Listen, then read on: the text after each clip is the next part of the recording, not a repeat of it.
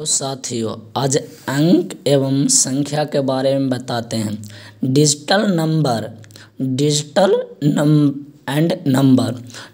Number कुल 10 होते हैं। जो दुनिया में हम उसी 10 अंक से कुछ करते हैं, मैथ से खेलते हैं और सभी अंक को हम बनाते हैं। एक से लेकर कितना तक 9 तक होता है।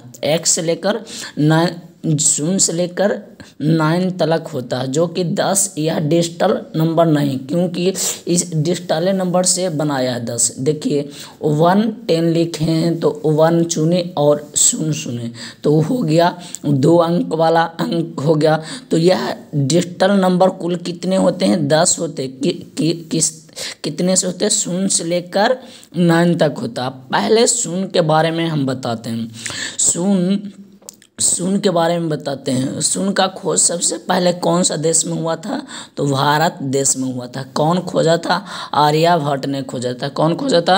आर्यभट्ट ने। किसी भी संख्या के दाईं तरफ लिखने पर से वह संख्या कितना गुना हो जाता है? 10 गुना। दाईं तरफ लिखेंगे तो 10 गुना हो जाएगा, बाकी वह बाईं तरफ लिखेंगे तो कितना हो जाएगा? वह 0 के बराबर हो जाएगा। वह वैल्यू बाईं तरफ नहीं होगा, बाकी दाएं तरफ वह 10 के वैल्यू हो जाएगा।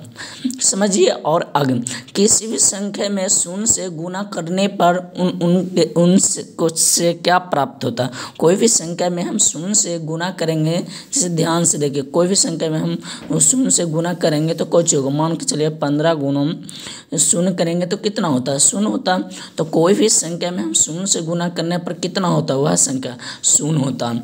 किसी भी संख्या में 0 से भाग देने पर अपरिमाणित होता है। कोई भी संख्या में भाग दीजिए, मानिए कि कोई भी संख्या में 0 से भाग देंगे, 8 भागा 0 से भाग देंगे तो कुछ होगा अपरिमाणित। 0 से कटेगा कभी भी नहीं। 0 0 0 0 अपरिमाणित होगा।